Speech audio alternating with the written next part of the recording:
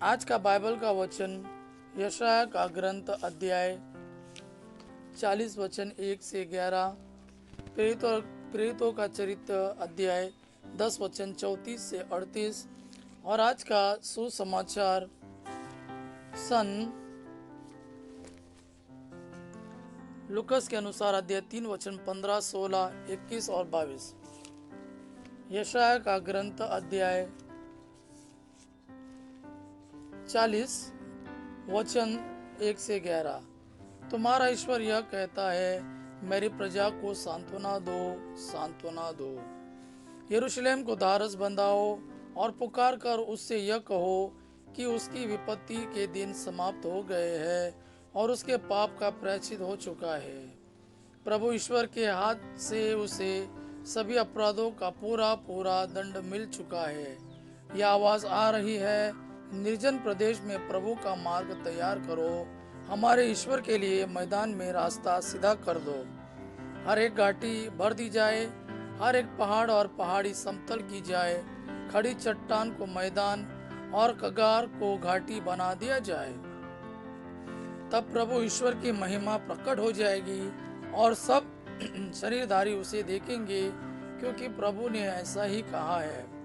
मुझे एक वाणी यह कहते हुए सुनाई पड़ी, पुकार कर सुनाओ।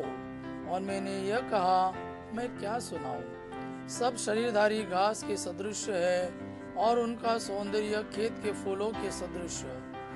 जब प्रभु का श्वास उनका स्पर्श करता है तो घास सूख जाती और फूल मुरझाता है। निश्चय ही मनुष्य घास के सदृश है। घास सूख जाती और फूल मुरझाता है, किंतु हमारे ईश्वर का वचन सदा सर्वदा बना रहता है। सियोन को शुभ संदेश सुनाने वाले ऊंचे पहाड़ पर चढ़ो, यरूशलेम को शुभ संदेश सुनाने वाले अपनी आवाज ऊंची कर दो। निडर होकर युदा के नगरों से पुकार कर यह कहो, यही तुम्हारा ईश्वर है। देखो, प्रभु ईश्वर सामर्थ्य के साथ आ रहा है, वह सब कुछ अपने अधीन कर लेगा।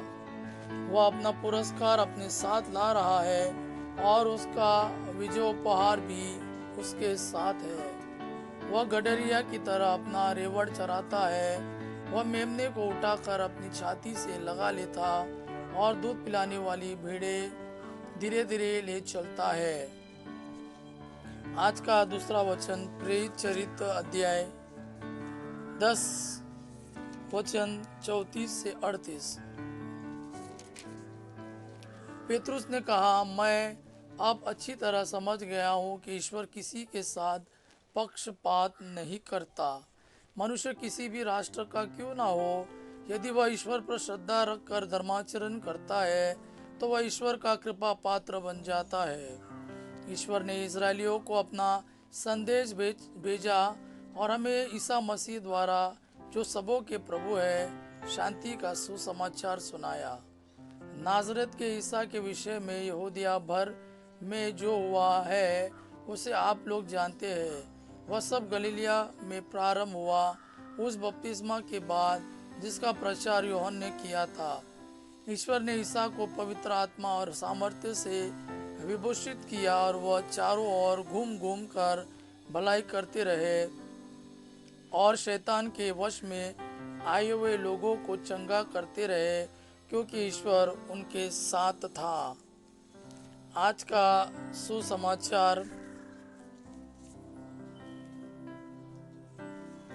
सन लुकस के अनुसार अध्याय 3 वचन 15, 16 और 21, 22।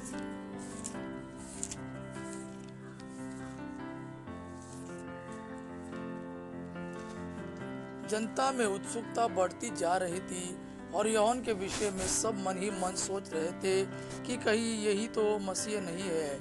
इसलिए यूहन्ना ने सबों से कहा, मैं तो तुम लोगों को जल से बपतिस्मा देता हूँ, परंतु एक आने वाले हैं जो मुझसे अधिक शक्तिशाली है। मैं उनके जूते का फीता खोलने योग्य भी नहीं हूँ। वह तुम लोगों को पवित्र आत्मा और आग से बपतिस्मा देंगे। सारी जनता को बपतिस्मा मिल जाने के बाद ईसा ने भी बपतिस्मा ग्रहण किया। इसे ग्रहण करने के अनंतर वह प्रार्थना कर ही रहे थे कि स्वर्ग खुल गया। पवित्र आत्मा कपोत जैसे शरीर के रूप में उन पर उतरा और स्वर्ग से यह वाणी सुनाई दी, तू मेरा प्रिय पुत्र है, मैं तुझ पर अत्यंत प्रसन्न हूँ। यह प्रभु का वाणी है।